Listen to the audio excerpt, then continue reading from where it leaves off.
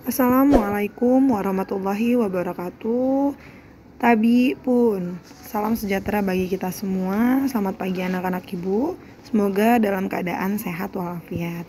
Ya, selamat datang di channel YouTube BK Semandasa SMA Negeri 10 Bandar Lampung. Yang mana pada pagi hari ini saya selaku pemateri bertemu lagi dengan ibu, yaitu Ibu Ayu atau Ibu Fitri Ayu Pratiwi. Saya selaku guru SMA Negeri 10 Bandar Lampung atau guru BK kelas 10-nya. Ya, materi yang akan Ibu sampaikan yaitu mengatasi kejenuhan dalam belajar. Jadi untuk anak-anak Ibu silakan siapkan pena, buku, dan alat tulis lainnya karena nantinya akan kita lakukan tugas atau Ibu akan memberikan tugas di akhir video ini. Dan jangan lupa untuk like, komen, dan subscribe channel YouTube ini. Oke.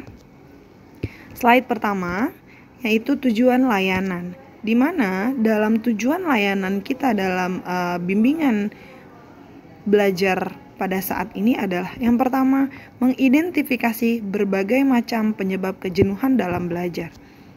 Yang kedua, menjelaskan bagaimana cara mengatasi kejenuhan dalam belajar. Yang ketiga, mengklarifikasi berbagai macam perilaku yang menunjukkan sikap jenuh dalam belajar. Dan yang keempat, menganalisis teknik yang sesuai untuk mengatasi kejenuhan dalam belajar. Selanjutnya, penyebab kejenuhan dalam belajar. Jadi kita akan membahas tentang faktor penyebab terjadinya kejenuhan dalam belajar. Menurut Kevlin dalam Muhyiddin Shah 2012, yang mana kejenuhan belajar dapat melandai siswa apabila ia telah kehilangan motivasi dan kehilangan konsolidasi salah satu tingkat keterampilan tertentu sebelum siswa tersebut sampai pada tingkat keterampilan berikutnya. Selain itu, kejenuhan juga dapat terjadi karena proses belajar siswa telah sampai pada batas kemampuan jasmaninya karena bosan dan keletihan.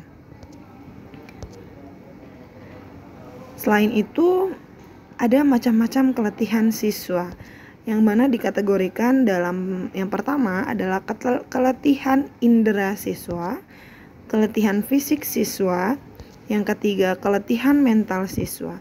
Keletihan fisik dan keletihan indera dalam hal ini mata dan telinga pada umumnya dapat dikurangi atau dihilangkan lebih mudah setelah siswa beristirahat yang cukup dan mengkonsumsi makanan yang bergizi. Begitu sebaliknya, keletihan mental tak dapat diatasi dengan mudah. Maka dari itu, keletihan mental dipandang sebagai faktor utama penyebab munculnya kejenuhan dalam belajar. Nah, jadi untuk anak-anak ibu jangan lupa, ini adalah macam-macam keletihan siswa. Jadi kalian harus bisa peka terhadap diri sendiri, keletihan apa yang sedang kalian alami, keletihan indera kah, keletihan fisik, atau keletihan mental. Yang mana sudah Ibu jelaskan bagaimana cara untuk mengatasi keletihan-keletihan tersebut. Ya, faktor penyebab keletihan mental pada siswa. Yang pertama, ada 4 faktor penyebab keletihan mental pada siswa. Yang pertama, keletihan kecemasan siswa terhadap dampak negatif yang ditimbulkan oleh keletihan itu sendiri.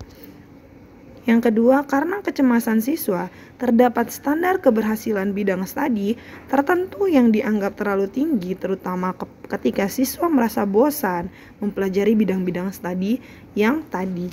Sedangkan yang ketiga, siswa berada di tengah-tengah situasi kompetitif yang ketat dan menuntut lebih banyak kerja intelek yang berat. Yang keempat, karena siswa mencapai konsep kinerja akademik yang optimum, sedangkan dia sendiri menilai belajarnya sendiri hanya berdasarkan ketentuan yang ia bikin sendiri. Jadi, untuk saat proses pandemi seperti ini adalah termasuk faktor-faktor penyebab keletihan mental pada siswa. Yang mana menurut pada siswa itu adalah kalian merasa bosan, merasa lelah, letih karena yang diberikan tugas oleh guru-guru bidang studi itu kadang terlalu banyak dan kadang terlalu di luar logika Ananda atau di luar logika pada siswa yang membuat kalian menjadi keletihan mental dan akan membuat kalian kejenuhan atau akan membuat kalian untuk malas dalam melakukan proses pembelajaran. Jadi untuk anak-anak ibu silakan dicegah itu, karena yang dapat mencegah hanya diri sendiri. Nah, jadi untuk anak-anak ibu silakan membuang energi negatif dalam diri kalian dan silakan tanamkan energi positif. Supaya apa? Supaya kalian tidak akan terjangkitnya kejenuhan dalam belajar dan akan selalu semangat. Yang selanjutnya, cara mengatasi kejenuhan dalam belajar. Ya, selain yang seperti ibu yang sampaikan tadi, kalian harus menggunakan energi positif kalian demi mencapainya keberhasilan. Selanjutnya ada yang pertama, melakukan istirahat dan mengkonsumsi makanan dan minuman yang bergizi dengan takaran yang cukup. Selanjutnya, pengubahan atau penjadwalan kembali jadwal-jadwal atau jam-jam dari hari-hari belajar yang dianggap lebih memungkinkan siswa lebih belajar dengan giat. Nah, jadi untuk anak-anak ibu selanjutnya, nantinya apabila terjadinya kejenuhan dalam belajar, maka kalian harus bisa melakukan energi-energi positif dan melakukan istirahat yang cukup, makan makanan minuman yang bergizi sesuai dengan takaran yang cukup. Yang ketiga adalah perubahan atau penataan kembali lingkungan belajar siswa yang meliputi pengubahan posisi meja belajar, lemari, rak buku, atau alat-alat perlengkapan belajar lainnya. Nah, jadi itu termasuk salah satu untuk mengatasi kejenuhan belajar. Jadi silakan kalian rubah sendiri. Apabila kalian merasa sudah bosan dengan posisinya, kalian bisa merubah untuk mengatasi kejenuhan dalam belajar. Selanjutnya, memberikan motivasi atau stimulasi baru agar siswa merasa terdorong untuk belajar lebih giat daripada sebelumnya. Silakan untuk kalian untuk berkonsultasi kepada guru BK-nya, kepada ibu, kepada Pak Imam, Bu Nopi, ataupun Pak Amdani, ataupun Pak Amron. Nah, jadi silakan konsultasi dan tanyakan apa yang seharusnya kalian tanyakan dan apa yang seharusnya kalian tidak tanyakan. Nah, jadi jika kalian tidak mengerti, silakan tanyakan kepada kami dan silakan memberikan motivasi dan memberikan apapun stimulus yang menurut kalian itu adalah termasuk cara mengatasi kejenuhan dalam belajar. Dengan cara apa? Dengan cara mengubah pola pikir kalian untuk selalu berpikir positif. Ya, selanjutnya evaluasi diri. Nah, jadi silakan kalian kerjakan di buku tulis dan nanti dikirim melalui Google Classroom. Yang pertama, apakah Anda pernah mengalami kejenuhan belajar? Silakan dijawab sesuai dengan porsi masing-masing atau sesuai dengan diri kalian masing-masing.